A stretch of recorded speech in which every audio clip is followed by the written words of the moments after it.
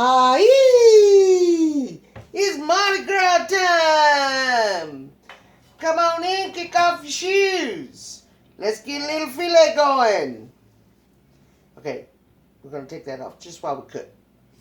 Today is Mardi Gras. Well, actually tomorrow, Fat Tuesday. Little history, because most of y'all just think Mardi Gras is a reason to get drunk and have a big party. Which, yeah, that's what it's supposed to be. Mardi Gras, the actual words, Mardi Gras, is French for Fat Tuesday.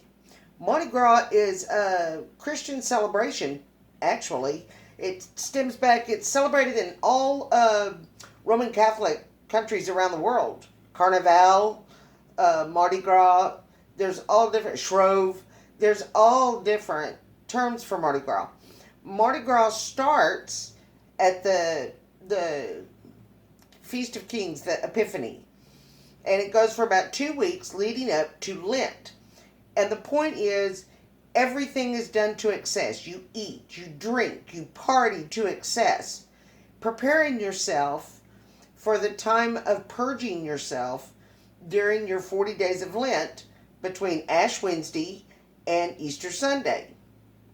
So you want it in, actually, when it originally started, it wasn't a huge party like it is now. That didn't happen actually until the late 1600s. But originally, it was a way of feasting, unending feasting, to clean up all the food out of your house so it doesn't go bad during those 40 days. So you rid your house of all of its food because you during 40 days of penance, you don't eat meat, you fast a lot. Back then, they fasted almost all the time. There's no wine. You get rid of the wine. You get rid of everything. So, in celebration of Mardi Gras, we're going to be making some jambalaya and a crawfish pie and a filet gumbo. For tonight, I'm gonna see my shadow me. Oh, sorry. I love the Cajun culture. I love it. If for any reason I was told you could no longer be a lifelong 7th generation Texan and you must leave here forever, I would resettle in southern Louisiana. That's my second home anyway. So the first thing we're going to do is, before we start cooking, we're going to make a Cajun seasoning. Now, you can go and buy Cajun seasoning in, containers already mixed for you, and all pre-made seasoning blends like that.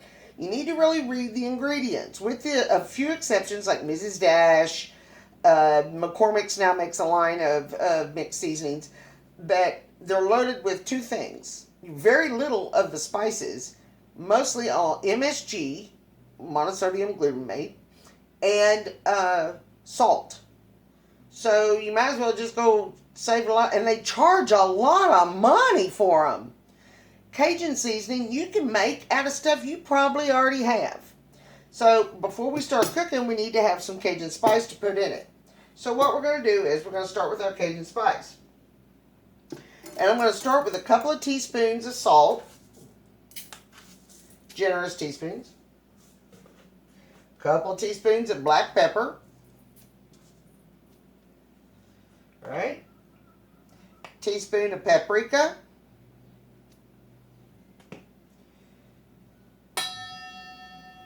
Teaspoon of onion powder. Big heaping teaspoons. These aren't measured out teaspoons. A big heaping teaspoon of garlic. If you want to add crushed red pepper seeds, you can. The pepper flakes, I love those, so I'm going to put some in. We need about a teaspoon, about a half a teaspoon, not a whole teaspoon. About a half a teaspoon of oregano and of dried thyme. Dried oregano and dried thyme. Now, normally, I tell you to always use fresh ingredients because they taste better and add more flavor. But when you're making a seasoning blend, you always want to use dried spices.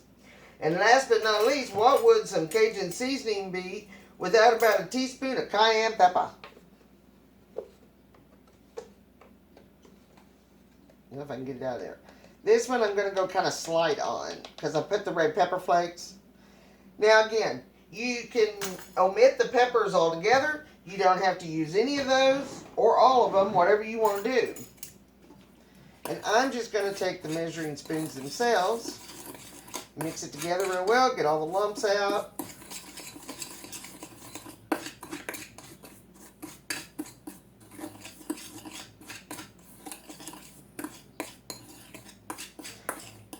If you've never been to Mardi Gras in southern Louisiana, it's awesome. But I would tell you, do not go to New Orleans for that. Go to New Orleans when there's not Mardi Gras, because New Orleans is just the most fascinating, beautiful, awesome place to be.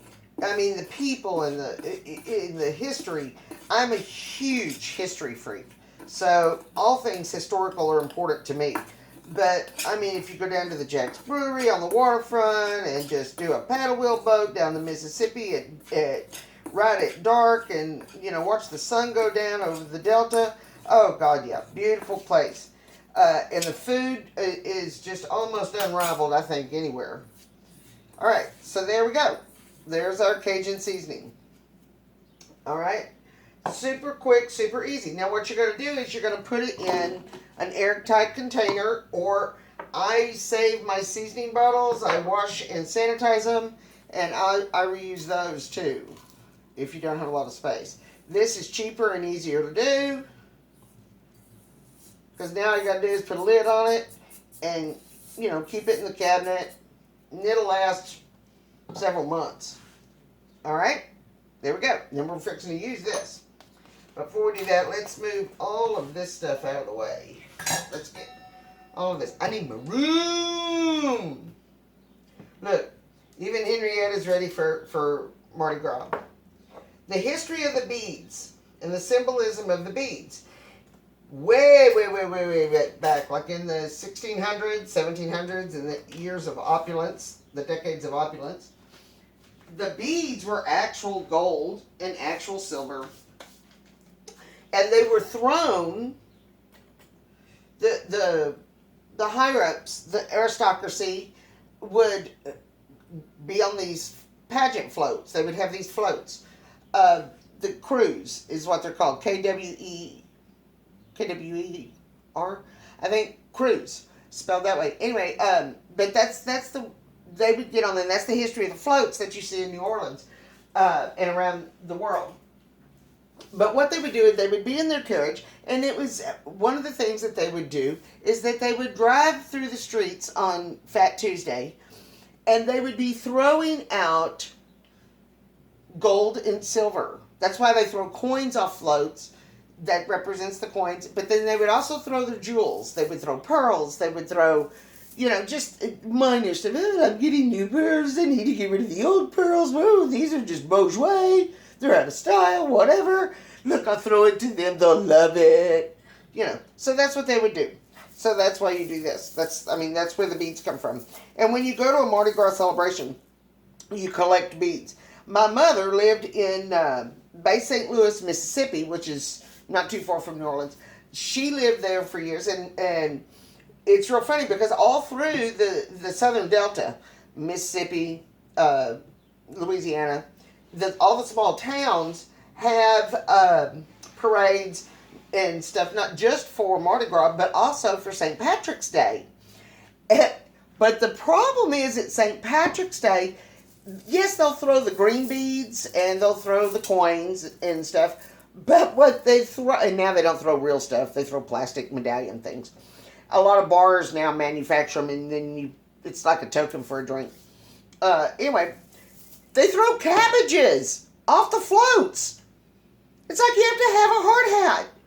And it's the funniest thing in the world. You see these women that will go from town to town every Saturday leading up to St. Patrick's Day when they have the parade. They'll have these huge grocery bags, and they go and they collect all these cabbages. It's hilarious. It is so funny to me. I'm sorry. Simple minds have simple pleasures. All right. Let's get the pan going. Now, jambalaya, don't be intimidated by it. We're going to go start on a medium. And we're not going to use any oil. Normally, you hear me oil the pan. And remember, how do you know when your pan is ready? And, okay, test time. What's the deal about using a cast iron or stainless pan? Hot pan, cold oil, food won't stick. Hot pan. How do I know when the pan's hot enough? Remember the hand test? See, like right now, I can just barely put my hand on the surface. That means it's not there yet. If I can still touch the surface, it's not there yet. Now, granted, I have asbestos hands. It's probably already too hot for most of you guys. But when you can hold your hand, hover your hand just above there to the count of 5 before you have, and by 5, anytime 5 or less, you have to jerk it away, then it's hot enough. You see what I'm saying? Okay, so what we're going to do, well, that's getting hot. Let's move that over because we're going to use that. Let's get our aromatics going. Now, the Holy Trinity of Cajun cooking is bell peppers, onions, and celery. That's the Holy Trinity. Every dish starts with bell peppers, onions, and celery. Everything. So if you ain't liking bell peppers, onions, and celery, Cajun food is not for you. People automatically assume Cajun food is extremely spicy and hot. It's not. Okay? It's not. It doesn't have to be. Again, that goes back to common sense cooking. You know, the point about it is flavors. Flavors. Not, you're not tasting the heat. And we're just rough chopping this onion up. This is half an onion. I'm just rough chopping it up. Rough chop means it's not a uniform. Don't get your ruler out. I actually knew somebody that did that used to measure with a ruler to make sure they had exact dices. My life is too short for that. There's our onion. Our pan's hot enough. So instead of adding oil, because we're going to be using sausage today we're going to make a sausage jambalaya. You can use shrimp. You can use chicken. You can use a combination. I like to use andouille sausage and shrimp, ideally, but I'm going with what I have. And right now what I've got is I've got some smoked sausage. This is 3 links. 3 links, that's it. Just 3 links, regular size links. Not the big ring, but a link. Link, but like that. And this is beef sausage and jalapeno sausage. And because I'm using the jalapeno sausage, that's going to be where most of my spice comes from. You want to use andouille? Use andouille. You want to use boudin? Use boudin. I love good boudin. Boudin is a sausage that's made with pork, chicken livers, goose livers, duck livers, rice, all in the casing together and a bunch of seasonings and stuff. Oops, I forgot something. Hang on. I thought I had everything ready this time. Of course, it wouldn't be a show with Lynn if I didn't have everything ready and I had to go get something. So I need the Worcestershire sauce in a little bit. Alright, so this sausage, because it's smoked sausage, it's going to put off grease. And so we don't need to add extra oil. It's greasy sausage. And you know what? When you buy sausage, it should be greasy. If you get a smoked sausage, I don't care if it's beef, pork, combination, it needs to have some spice. I mean, some grease to it. We were just talking about spices, now I'm thinking about spice. And I'm just cutting down some of the bigger pieces. And again, these are rough chops. They're not ideals. And a lot of times I will save the butt ends, these, just for stuff like this. Let's cut that tail off. We don't need the tail. That's just stringy. There we go. Because it goes well in dishes like this. It's also real good in beans. So if you don't want to... There are some people, which I think that's the best part of the sausage, that there are some people who don't like that. And if you don't like it, that's fine. Save it and put it in your beans when you cook beans. Alright, so, when we got that going on, let's finish with our stuff. So we got about a half of a yellow onion. And we're going to do 2 stalks of celery.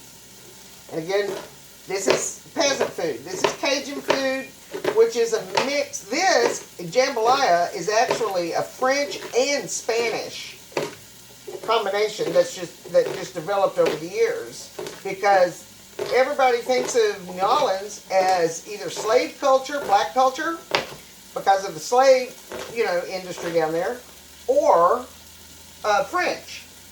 And yes, the French settled the city, so that's why the streets are all called rues, because that's the name of a street. That's the French word for street. But instead of bell pepper, I'm using some dried poblanos. Again, this is going to add more heat, so we're going to flex out on some of the heat. I want it hot, but I don't want to taste just heat.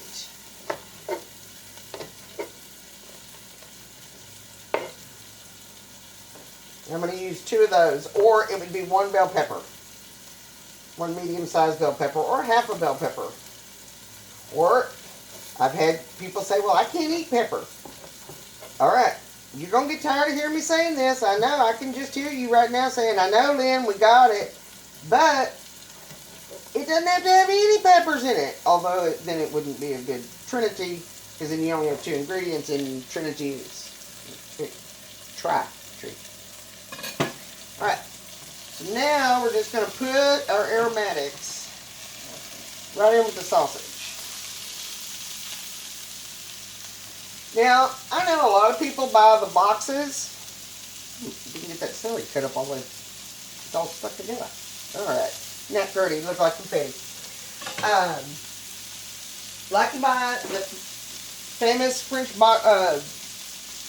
Cajun box brands. And that's fine. If you want to do it that way, you can. But again, remember, that little seasoning packet that you have in there is almost 90% salt. And I'm not saying salt's not good for you. You have to, salt is what actually makes stuff have flavor, is the salt. You have to have salt.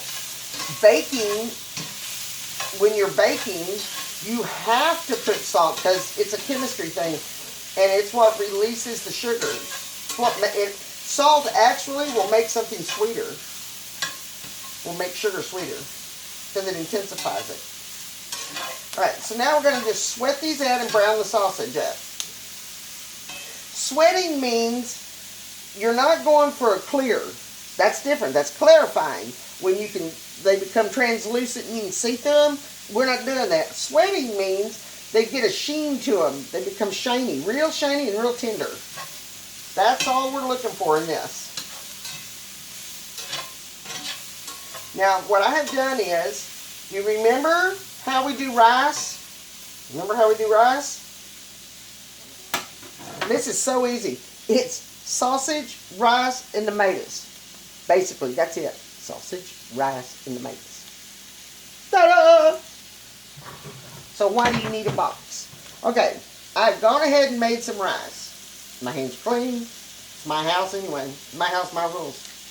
Now, normally, I always use brown rice. But today I use white rice because, again, this is Cajun food at its finest. So we're going to go ahead and add in the rice. Notice it's a little sticky. That's okay. You want it to be sticky. The reason is we're going to brown it off. Let me wash my hands. You're going to brown it off. And as you brown it off, it'll firm back up. The reason it steams is because the moisture is evaporating out of it. And that's what we're looking for. Now don't panic. Do not panic when your rice sticks to the bottom of your pan a little bit. That's okay. It's going to at first. But we're going to deglaze the pan. And deglazing means we're going to add a liquid after this is done doing its thing for a few minutes. We're going to add a liquid and then scrape the bottom of the pan. And what that does is it deglazes the bottom of the pan. Glazing is all the stuff that has cooked onto the bottom of the pan. And that's the good stuff. That's where all the flavor is. So we're going to, once it is hit with a liquid and you kind of gently do like this, you'll get all that incorporated back into the dish. And remember, you always start with your meat first. Why? Because meat takes the longest to cut. You're always going to end with your parsley and your cilantros Why? Because if you cook those in, they're a delicate. Dill, too, falls into that category. They're delicate. So what'll happen is you'll lose the flavor. You just have green stuff floating around in your dish. And that's very pleasant. And actually, it doesn't stay green. It turns kind of a brownie color. So that looks lovely. Okay, so now we're going to add some Worcestershire. Much or as little as you want. Gotta have the Worcestershire in there.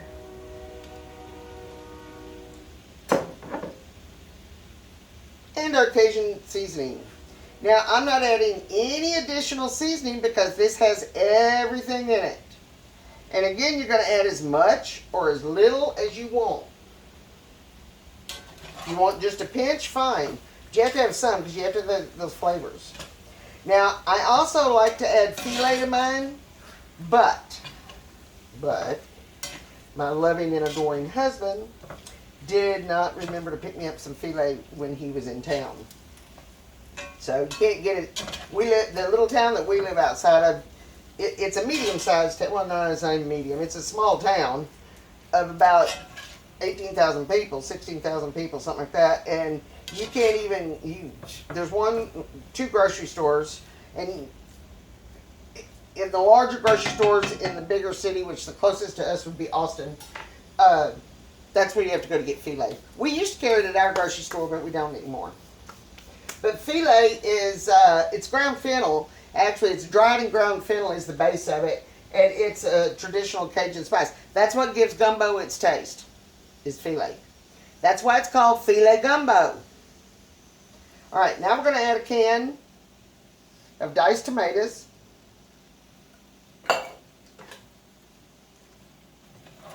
Look at that. Look at that. I'm saying this is like slap the dog kind of good right there. Woohoo!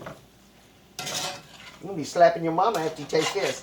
Now, once we've got those tomatoes in there, I'm going to gently go underneath everything and deglaze the pan. And if you use a non-stick skillet and a plastic spatula, you can still deglaze because it's still going to stick. Look at that. Had an onion trying to escape. Where was it going? Going in my belly is where it's going. If the wind dies down, I'll be putting up another video this afternoon on planting tomatoes. The right way to plant tomato plants. Now's the time to put tomato plants in. But right now it's super, super windy, so you're going to get nothing but static from the wind. Alright. Now, that is all there is to it. That's it. That's it. So now what we're going to do is we're going to turn it down. We don't want to put a lid on this because we want that steam to keep releasing. We want it to be steaming out. See, look at that. Woohoo! Woo! Feel like I could do a humba, humba, humba, hey, humba, humba, humba, hey. Voodoo. I don't know. No, I don't need to hear about the badness of voodoo. I know, but it's part of the culture. Okay? It was a joke. Alright, so be careful if you're wearing your beads too. You don't want to get your beads in your food. We'll get that one in the back. Alright, so now we've made our gumbo. Gumbo. Alright, I got gumbo on the brain now. Now we've made our jambalaya. I would serve this, I'm going to serve this with a nice chopped salad. And that's all you need. You don't need anything else. Oh, ooh, cornbread. Cornbread would be real good.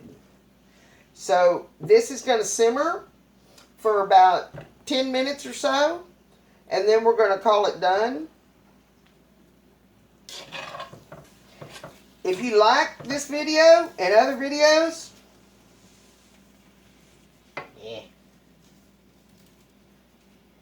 And if you love Mardi Gras like I do, eat, drink, and be merry. Oh, only don't lift your shirt because I'm not throwing you beads. No one wants to see that. Alright. I love Cajun food. My two favorite food cuisines would be Cajun and Italian. Number 3 would be Chinese. Who am I kidding? I love all kinds of food. I don't care. I love Middle Eastern foods. I love curries. I love Thai food. There's just no ends to what I love and love to eat and love to cook. And I can cook just about anything. There's just a few things I'm not real good at. I thought about making beignets with y'all today. However, if I make them, my husband will eat them. And a beignet is a French donut. It's a square donut and it's a puff pastry. And it takes a long time to make the puff pastry. I'd have to do all that before y'all get here. And then you deep fry them and then throw some powdered sugar over the top. And you drink them with a chicory coffee. That makes espresso look decaf. Chicory is a strong, bitter, sharp coffee. But that's what you drink in the Delta.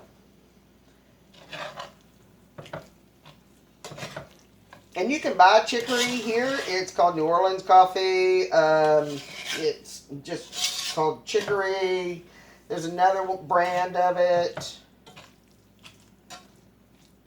All right. So what y'all think? I don't have my glasses on today. I'm thinking we're good. I'm thinking we're just about done with this. Because you cook your rice ahead of time. Alright? What I did, I went ahead and cooked my rice this morning. I started to use my frozen rice, but I needed to add to it. So I was going to need to make more. So I did about 2 cups of rice, cooked rice. That's 1 cup uncooked.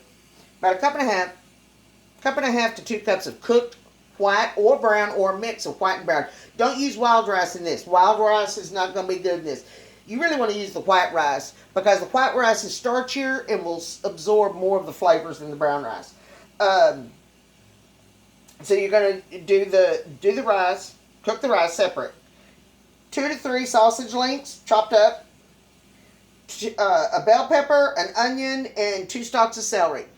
Cook your sausage and your onion, celery, and pepper. Your holy trinity. Cook that together. Then add some of your fresh made Cajun seasoning and some Worcestershire sauce. Let that all cook in together again. Let those seasonings cook. Then a can of diced or crushed tomatoes. Scrape the bottom of the pan. That's called deglazing. Deglaze the bottom of the pan. If I had it, and I just don't have any right now because I forgot it wasn't on my list when we went to the grocery store. But I would also feel free to put a shot of good red wine in with the sausage. That would be good too. After you've cooked the sausage. That'll help deglaze too. Look at this. I'm just throwing stuff. This is so fresh. It's jumping out of the pan. It's so ready to eat. Look at that. And look how fast and quick and easy this comes together. And I'll tell you right now, after y'all leave, what I'm going to do just before I serve this evening, I'm going to go out and pick some parsley and throw some Italian flat leaf. Chop it up, throw some Italian flat leaf over the top, just for the color. You got all the colors of the royalty, the Royale. The reason the colors, another Mardi Gras lesson. The reason the colors of Mardi Gras are purple, green, and gold, those are all the colors of the Royale. The Royale or the royalty. All right? Purple, golds, and emerald greens are very, very, very hard. Well, gold was only made by sewing actual gold, into the cloth. But the purple dyes and the emerald green dyes are the hardest to make. So therefore they were extremely expensive. Therefore that's why only royalty wears purple and gold and green. So that's where the colors come from. Also, in a king cake, it's a big cake like this. It's an oval shape and it's got an icing all over. It's more of a bread than a cake. Alright? It's actually a bread dough. It's a yeast dough. And it's real light and fluffy and got lots of textures. Anyway, the king cake is then glazed with a sugar glaze, powdered sugar glaze, and then colored with the gold, purple, and green sprinkles all over it. And then you put a little plastic baby in your cake. You bake it in with a little plastic baby, about like that, little baby. And then you find the baby. The person who finds the baby in their piece of cake, and you hope they don't choke on it, but the person who finds the baby, because it's only, the little plastic baby is only about like that. But anyway, that person will be blessed with a year of good luck, because the little baby in the king cake represents the baby Jesus, which, you know, we're that's what it's all about, is Jesus. The reason for the season, steal from Christmas. All right. So, what do you think? You want to plate some up and see what, take a taste? Like I said, bake yourself another pan of cornbread. Or, in our case, it's just going to be a chopped salad. Alright. Y'all ready? Y'all hungry now? You should smell it in here. I feel like I'm down in the bayou. Enjoy. Until Wednesday, eat, drink, and be merry, for tomorrow we may die. That's the real saying. See y'all later. Thanks for coming. If you like this video, don't forget, subscribe, like, and comment below. Mwah!